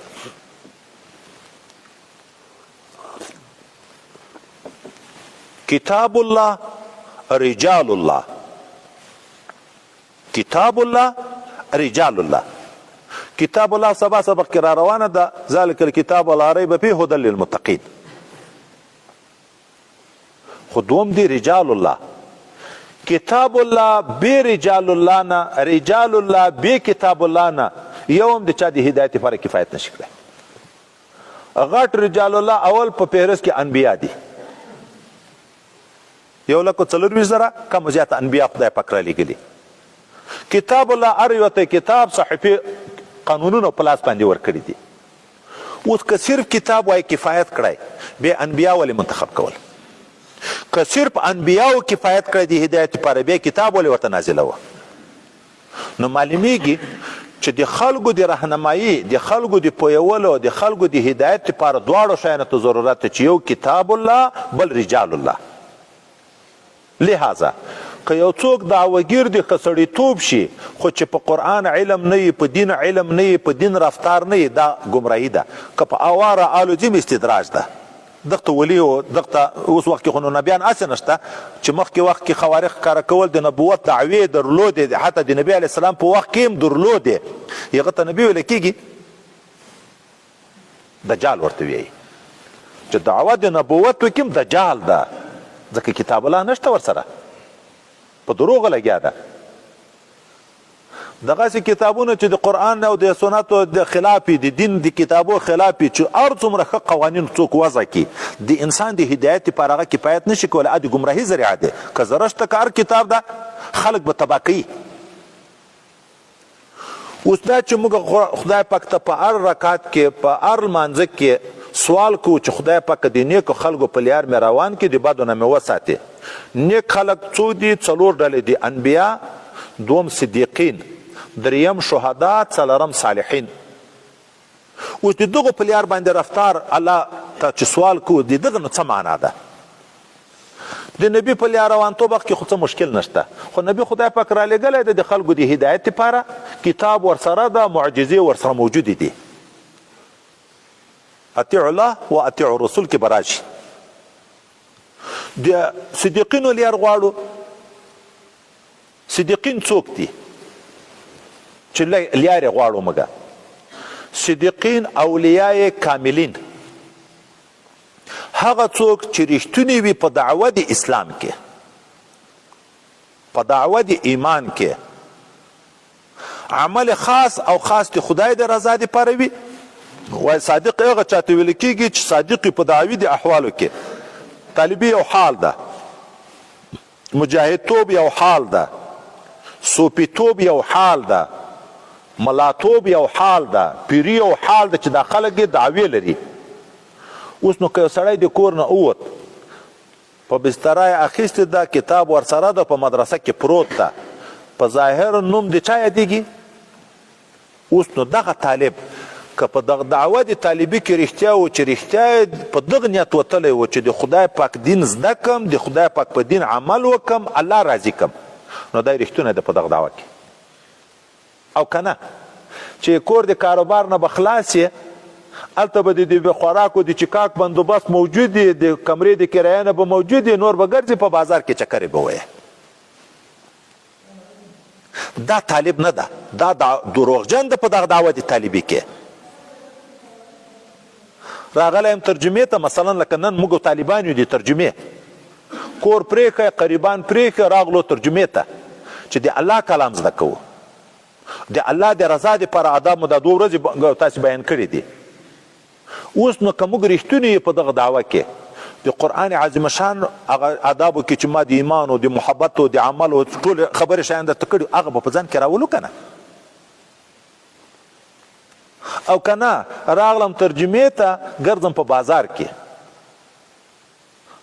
شپه ورځ په مجلسو عمل جامه نه ورغوندم چې زه په دغه قرآن باندې عمل وکړم. دا راښتیا صدیق نه ده، دروغجن ده په دغه دعوه د طالبي کې. چې مجاهد دعوه د جهاد لري، صادق به هلته وي چې رښتیا من قاتل لتكون کلمة الله هي العلیا. که ظاهر عنوان د مجاهد وي او عمل کې مفسد وي، خدای نه خسته، په نورو لاره رواني، بیا مجاهد ورته ویل کېږي. چې دعوه د پیري لري او د خلکو د جوب غل وي، جامه ور واغونده، د بزرګۍ په عنوان خلکو ته ځان ور معرفي کوه، او په خپله د خدای نه غافله په زړه کې د خدای ذکر، د خدای عشق، د خدای محبت نمونه نه وي. دروغجن ده، دا کاذب ده، که په اوا الوجیم استدراج ده، دا ولی د خدای نه ده. نو صادقین وای اولیاء کاملینو ته ویل کېږي چې په دعوه د ایمان کې صادق په ټولو فرموداتو د پیغمبر صلی الله علیه وسلم باندې عمل کوي، د زړه په اخلاص او په محبت کوي. نو 2 مقام د انبیاو نه راوروسته دی دغه ده. دریم د شهداو چې ځان د خدای پاک، مال د خدای پاک د دین د حاکمیت لپاره مصرف کوي، ځان او مال د خدای پاک د دین د حاکمیت په خاطر مصرف کوي، تر دې پورې چې خپل ځانم قربان کړي. او څلورم هغه صلحا چې هغو د خپل اصلاح پوره کوشش کړی وي، خو مقام د ارشاد او د تکمیل ته نه رسیدلی، خپل ځان په شریعت مستقیم کړی وي. لکه اوس طالب د روان ده تر دورې پورې ورسېږي، خو کله د ملایي خدای پاک نه پراولي، په پوره دین د عمل کولو کوشش کوي، خو هغه مقام د ولایت ته نه رسیدلی. اوس موږ خدای پاک نه دغه 4 لارې چې غواړو، تفسیر معارف لیکي، تفسیر یعقوب چرخی لیکي، تفسیر عزیزی لیکي، تفسیر ابن کبیر لیکي، دا ټول وایي د دغه ځای نه ثبوت د تصوف کېږي. چې اوله نه خدای پاک ته موږ سوال کوو، دستي بیا صراط الذین انعمت علیهم، خدای دغه خلکو لیار غواړو. دغه خلکو لیار نو څه معنا ده؟ اطیعوا الله خو معلوم ده، اطیعوا رسول خو معلوم ده، د صدیق لیار چې غواړي خو بیعت پکې چې غواړي، نو څه شي پکې بیعت پکې، دغه د ارشادات موافق چې د شریعت اصول کوم قوانین درته ذکر کړي، دغه موافق په چلےږي. وای دا اوله نه ثبوت بیعت په سورت فاتحه کې دغه آیت مبارکه نه ثابتېږي. خدا چې سړی بیعت کوي په څه نیت به کوي، او دغه بیعت بیا انسان ته څه وربخي. بیعت تعهد ده، هغه عالم زر کې چې موږ وعده کړې دی، هغه د وعدې د یادولو دپاره خدای پاک انبیا را لېږلي دي. نبی علیه السلام په آخر نبی دی، دغه نه بعد بل نبی نه راځي. زموږ عقیده ده دغه کار د ده څوک کوي چې دا عهد د خلکو نه اخلي چې زه به په شریعت باندې کوم، دا به د ده وارث کامل اخلي. اوس د دغه شیخ په لاس باندې موږ بیعت کوو، توبه وباسو د ګناهو نه، بیا هغه د موږ په اولو شرطو کې دا راته ذکر کوي چې څومره دی چې په وس پوره ځان به په شریعت برابروي. موږ وعده ورسره وکړه. اوس نو چې ځان برابرول په شریعت مطلب شو چې زه به ځان په شریعت برابروم، نو اول به دا بیعت په اخلاص وي. صرف تملق به نه وي، داسې نه چې ځان په خلکو کې په دې ور معرفي کې چې زه هم د تصوف سره تعلق لرم، د پیر سره تعلق لرم، عقیده مې خرابه نه ده. صرف په دغه نیت باندې به نه وي. نه رښتونی چې د ځان د اصلاح نیت به وي چې خدای پاک د ما په اخلاقو کې اعمالو کې د تصوف په غرضو دا شیان به بیا وروسته ذکر کو چې هغه خدای پاک په ما کې راولي. غرض مقصد تصوف ډیر ذکر کیږي، من جمله دیغو نه یو ازاله د اخلاق رذیله او ځان متحلا کول په اخلاق حسنه و چې په ما کې تکبر ختم شي، په ما کې ریا ختم شي، په ما کې عجب ختم شي، په ما کې محبت دنیا ختم شي، په ما کې محبت قدرت ختم شي، په ما کې هغه اوږدو امیدونه د عمر طول العمل دا ختم شي، په ما کې د مسلمان سره حسد ختم شي، د ما سره د دنیا محبت مې د زړه نه اوځي. دا اخلاق رذیله لرې کول، د دغه په ځای اخلاق حمیده په ځان کې راوستل چې په ما کې خدای پاک تواضع راولي، الله صبر راولي، قناعت راولي، توکل راولي، عفت راولي، حلم راولي، صبر راولي. اوس نو چې دغه غرض وي بیعت په اخلاص، بیا چې توبه ایستی کیږي هغه توبه په اخلاص وي. اخلاص توبه دا ده چې په کومه ګناه لګیا وي چې په اخلاص توبه وایسته، بیا به نو هغه نه کې. ځکه د اخلاص توبه درې شرطه غواړي: په تیر عمل پښیمانتیا، د آینده دپاره عزم کول چې بیا خدای پاکه نه کم، او په خوله استغفار او توبه ایستل چې الله معاف مې کې. درې سره چې موجود شو نو خو دغه غواړي چې د تیر عمر نه به پښیمانه یې، آینده به د عزم دا وي چې بیا نه کم، نو توبه به په اخلاص وي. بیا چې کوم ذکر درته وښي هغه ذکر به په اخلاص وي. حضور او غیبت کې به فرق نه وي.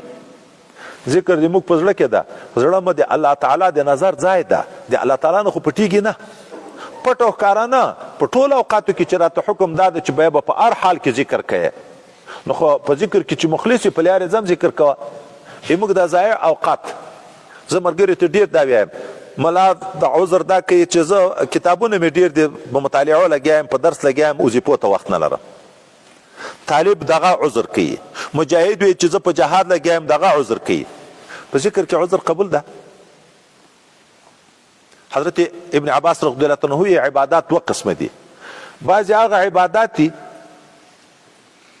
چې عذر کې قبول او حدم لري، محدود دي، او یو داسې عبادت ته چې نه حد لري نه عذر کې قبول ده. لمونځ شواروز کې 5 وخته ده. تحریمها التکبیر و تحلیلها التسلیم. حدم لري، اول آخر رکعتونه معلوم او وخت معلوم، هر څه معلوم دي. خو په سفر کې 2 در معاف دي. په مرض کې په ولاړې نشي درېدی، په ناستې کښېنه، په ناستې نشي، په پروت عذرونه پکې قبلیږي. که دغه نه م ووتې په اشاره یې وکړه، په اشارې نه م ووتې بیا مؤخر ده، که جوړ شو بیرته بیا راګرځې، که نه دغه در معاف ده. روزه په کال کې 1 واره ده، خو د عذرو په بنیاد خوړل روا دي، بیرته بیا قضایي راګرځې چې موقع بیرته د قضایي درته پیدا شي. زکات په کال کې 1 واره ده، حج په عمر کې 1 واره ده، خو عذر په قبول ده. نه په مسکین باندې زکات فرض ده، نه په مسکین باندې حج فرض ده. ارکان دي اسلام دي، خو عذر ده. سړی مسکین ده، نه حج په فرض ده، نه روژه په فرض، زکات په فرض ده. اما د ذکر په باب کې وایي نه حد معلوم ده چې څومره، نه عذر قبول ده.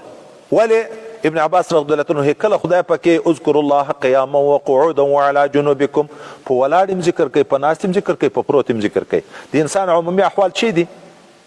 خو د قدر دی یا ولاړ یا ناست یا پروت.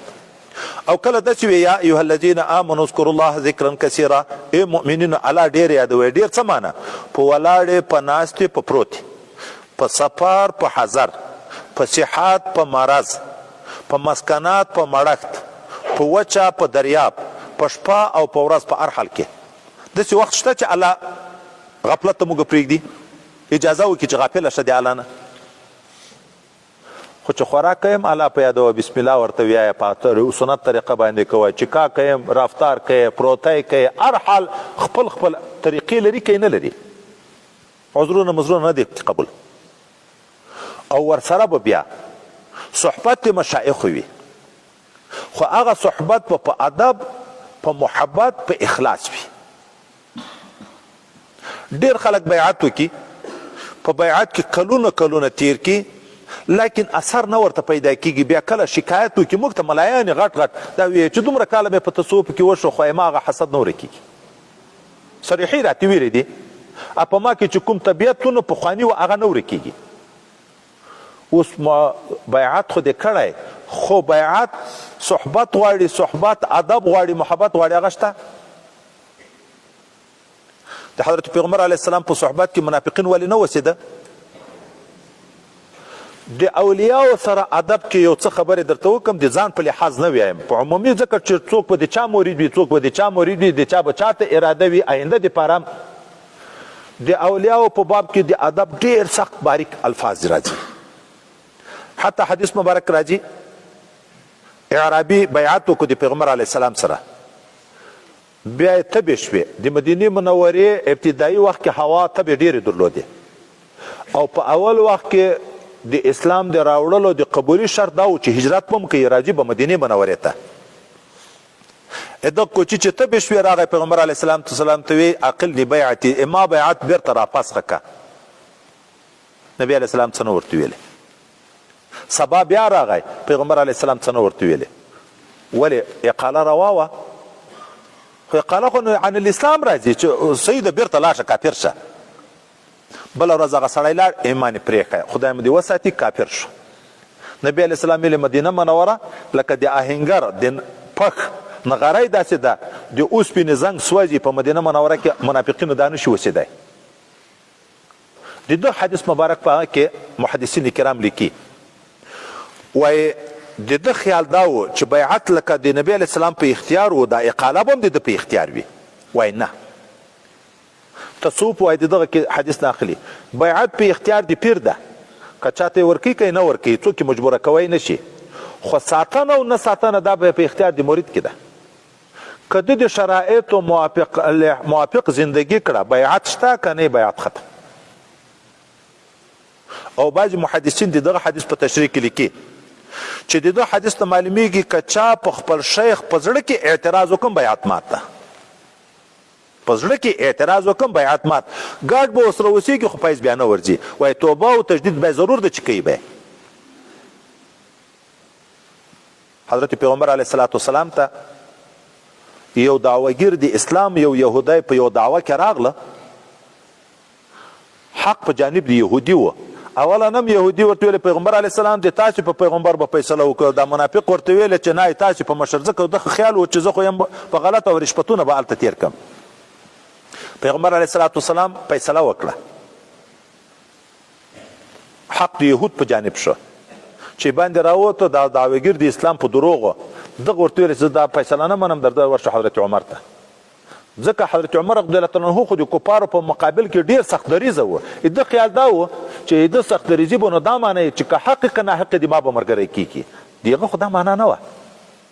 هلته چې ورغله حضرت عمر فاروق راوغوښت، چې راغی یهودي ورته ویل د ما او د ده سره دعوه وه. حضرت پیغمبر علیه السلام فیصله راوکړه، دی ویې چې زه دا نه منم. حضرت عمر ته ورځو. حضرت عمر رضی الله عنه د دعوګیر د اسلام نه پوښتنه وکړه، رښتیا وی؟ وایي او. وایي ته ودرېږه زه به فیصله در وکړم. ننوت، توره یې راواخیسته،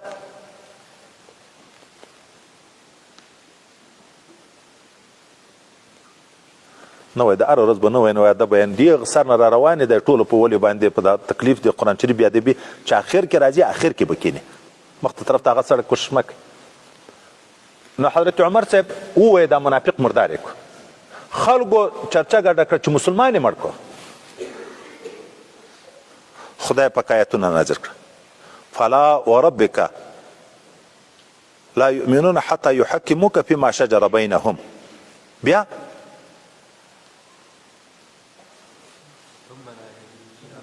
ثم لا یجدون فی انفسهم حرجا مما قضیت ویسلموا تسلیما.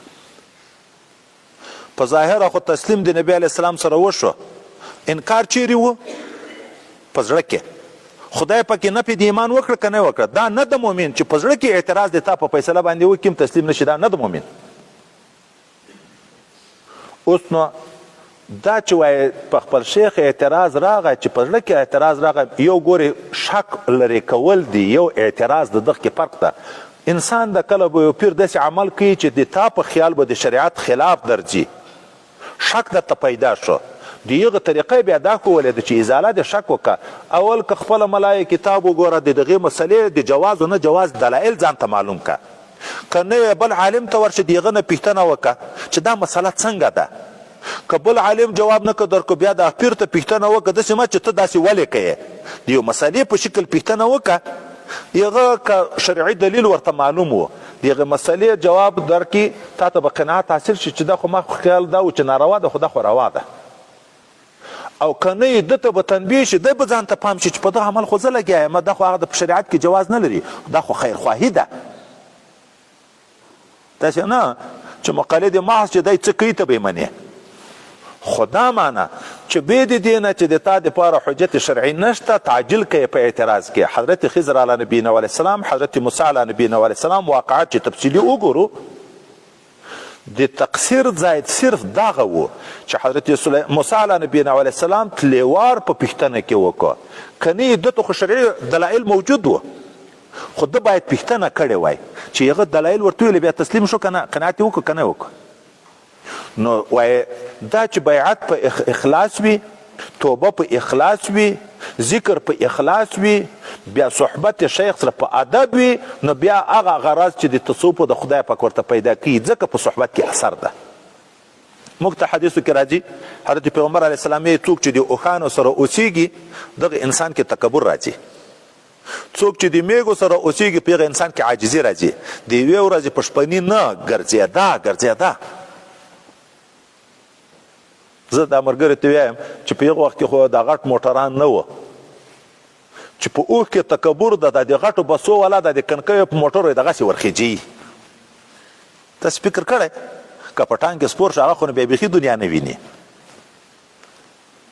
چې څومره شی لوی وي په سړي کې لویي راولي د لویانو، دا چې څومره د چا دنیا ډېره شي په هغه انسان کې تکبر پیدا شي. هر شی چې لویي او ډېروالی پکې راغی تکبر پیدا کوي په انسان کې. شپږ منشي دي، هغه ذکر کوم، کیسه اوږدېږي رانه. اوس د اوښ په صحبت کې په انسان کې تکبر راځي، د میږې په صحبت کې په انسان کې عاجزي راځي.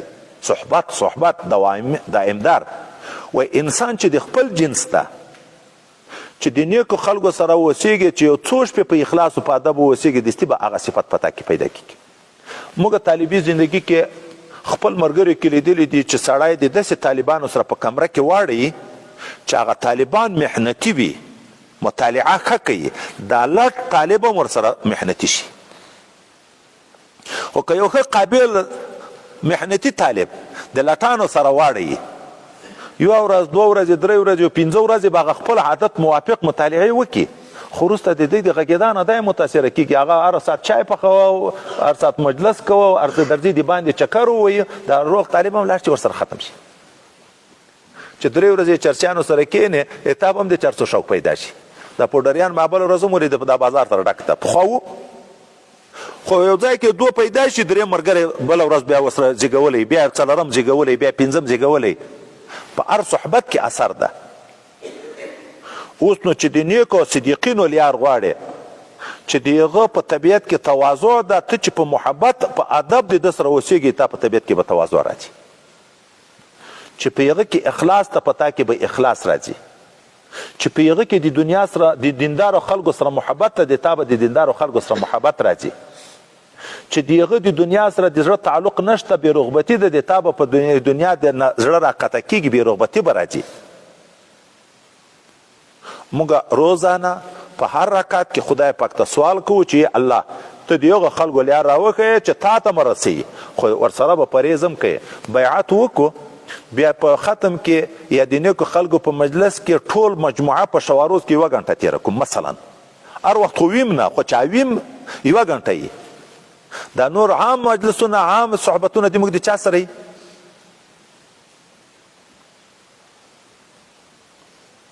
داسې کیدی شي چې 1 غنټه په 8 غنټو غالبه شي مثلا دا شی ډیر مؤثر ده دلته وګټي څه شی پیدا کړي څه باطن کې څه نور پیدا شي خو هلته بیرته د داسې خلکو سره کیني چې د هغو باطن ټول د قدراتو نه ډک ده خو د هغو سره محبت د هغو سره ملګرتیا بیرته د هغه صفت تا ته رانقل کوي نو په تا کې به څنګه اثر راشي د نیکو خلکو سره په میاشت کې 1 وارې ملاقات ته یا په کال کې 1 وارې ملاقات ته 1 وارې پیریو مریدین نن سبا په داسې عنوان ده مخکې خو به لکه مدرسو اړول به یې په خانقاوو کې اوس په کال کې 1 وارې ورځې بیا وایي چې ما 10 کاله په تصوفو کې وته په ما کې ترقي نه راځي خو 10 کاله کې په کال کې 1 وارې ورغلی دا نور وخت ټول د داسې خلکو سره تیر ده چې د هغو زړونه د چا سره اشنا دي نو سورت فاتحه مبارکه کې دا وایي په خپله دا تفاسیر لیکي چې تعلیم د تصوف ته بیعت ته نور خو د بیعت ثبوت قرآن او په حدیث کې ثابت ده قرآن کې هم ذکر د بیعتو راځي په احادیثو کې هم راځي او حدیث د عباده ابن صامت رضی الله تعالی عنه ده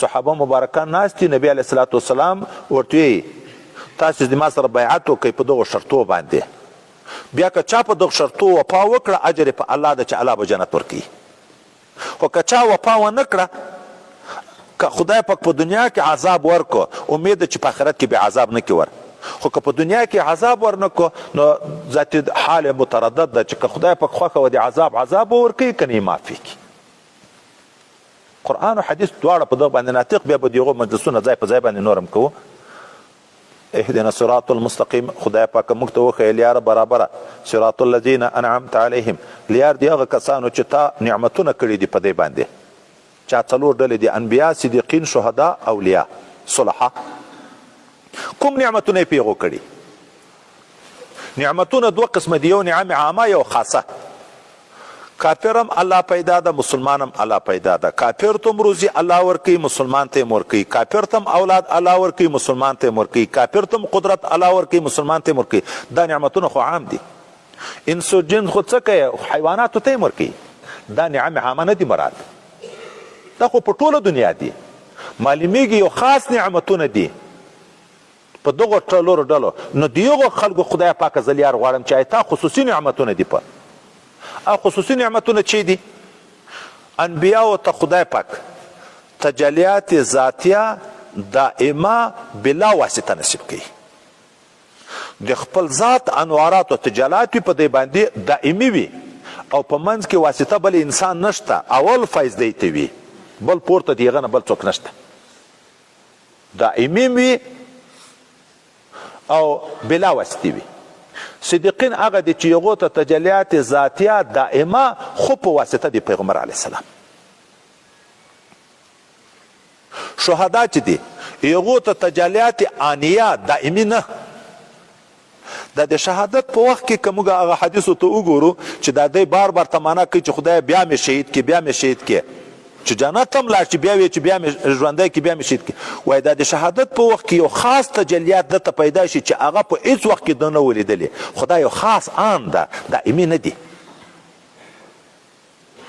او صلحاو ته تجلیات فعلیه اول شروع کیږي ذاتیه نه د صفات فعلیه او تجلیات شروع کیږي هغه بیا کله د برق خاطب په شکل وي لکه یو پړک چې شي بیا استعدادو کې فرق وي چاته دائمي وي بیا خو وروسته عروج کیږي د تزویل د صفاتو نه صفاتو ته بیا د صفات ذاتیه او د خدای پاک لکه صفات فعلیه او انوارات شروع وي بیا د صفات ذاتیه او شروع کیږي بیا د شویناتو بیا د اعتباراتو بیا یو تم اخر خدای پاک مقام دی تجلیات ذاتیه او نصیب کوي اوس نو د دغه خلکو لیار غواړو چې خدای پاک د تا خصوصي انوارات او تجلیات په دی باندې چې هغه دغه 4 ډلې دي خو د دغه مانع کفر ده گمراهی ده نو دستی سوال که چې خدای پاک دیغه خلکو لیار نه غواړو چې تا غضب پیغو شوی د چې يهودي یا گمراهان دي چې هغه نصارا دي او ادب دا ده په عامه المنځو کې چې موږ تاسو ویو سورت فاتحه مبارکه چې خلاص شي اخر کې به امین ویي. دا امین د دعا مهر ده. دا په عامه دعاو کې په کار ده چې په اخر کې امین ویي. عام دعا چې قبليږي 11 شرایط ذکر کیږي، په یوه کې یو شرط ده چې په اخر کې امین ویل شي. اول اخر درود شریف وي او بیا امین ویل شي. حضرت پیغمبر علیه الصلاة والسلام وی چې امام چې ولضالین وی تاسو امین بیا ویایه د چا امین چې د امین د ملائکه سره موافق شو الله مخکې ګناهونه معاف کی ارڅ دعا قبول کی مخکې دعا د اهدنا الصراط المستقیم. امام دعا وکړه موږ امین پویایو. امام دعا دایم امین وی موږ امین پویایو. دام د آداب د سورت فاتحه مبارکه چې سورت فاتحه مبارکه خلاص شي په اخر کې امین ویل شي. نور خو تفاسیر ما درته ویلې چې تر څه پورې ماته یو شی هم نه دی راوړی. دغسې په پردیو کیسو کې غږېږو. پرون مې مالته مولوي صاحب دغه ویل نن خو انشاءالله الحمدلله خلیفه صاحب لاړ نن به شی راوړي خو تر اوسه پورې نه و. الحمد لله رب العالمين والعاقبة للمتقين والصلاة والسلام على حضرة رسوله محمد وعلى آله وأصحابه أجمعين. اللهم اهدنا الصراط المستقيم صراط الذين أنعمت عليهم غير المغضوب عليهم ولا الضالين آمين. ربنا لا تؤاخذنا إن نسينا وأخطأنا ربنا ولا تحمل علينا إسرا كما حملته على الذين من قبلنا ربنا ولا تحملنا ما لا طاقة لنا به واعف عنا واغفر لنا وارحمنا أنت مولانا فانصرنا على القوم الكافرين. ربنا آتنا في الدنيا حسنة وفي الآخرة حسنة وقنا عذاب النار وأدخلنا الجنة مع الأبرار يا عزيز يا غفار يا رب العالمين. اللهم ارزقنا علما نافعا وفهما كاملا ورزقا حلالا واسعا وشفاء من كل داء. اللهم أرنا الحق حقا وارزقنا اتباعه وأرنا الباطل باطلا وارزقنا اجتنابه. ربنا لا تزغ قلوبنا بعد إذ هديتنا وهب لنا من لدنك رحمة إنك أنت الوهاب. رب کریم موږ ټول ته خپل رضا نصیب وګرځي. آینده ژوندم خدای پاک استقامت شریعت نصیب وګرځي. تیر ټول کړه ګناونه مو مغفرت نصیب وګرځي. الله توفیق د طاعت او د عبادت او بندګۍ راته نصیب کړي. د قرآن عظیم شان په فرموداتو باندې موږ ته د عمل کولو توفیق نصیب وګرځي. خدای پاک طرفه العین او قلم خپل نفسو ته مسپاري. څومره مسلمانان چې موږ ته دعاوي کوي د موږ نه دعا غواړي اخلاص کې محبت کې خدمت کې معاونت کې الله تعالی د ټولو په شر درست حاجتونه دینی او دنیوي د غیب د خزانونو پوره کړي. د افات او بلیات او مشکلاتو نه حفاظت نصیب وګرځي. خدای پاک د قرآن عظیم شان د ترجمه توفیق تر ته نصیب وګرځي. په خیر او په عافیت اختتام ته ورسه. ټول مرګري مشکلات حل وګرځي. موانع ختم وګرځي. خدای پاک ټول حافظي مضبوطی کې مطالعه جاری کې شرح صدر د ټولو نصیب وګرځي.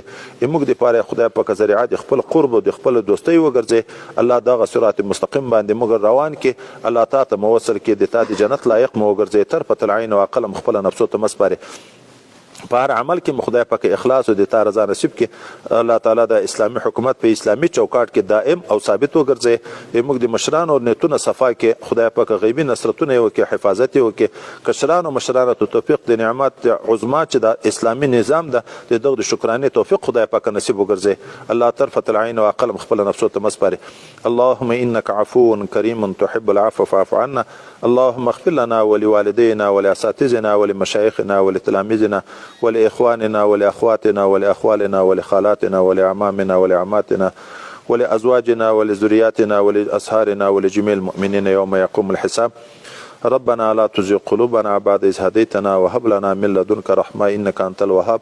جزا الله عنا محمدا صلى الله عليه وسلم بما هو أهله وصلى الله تعالى على خير خلقه محمد وعلى آله وأصحابه أجمعين.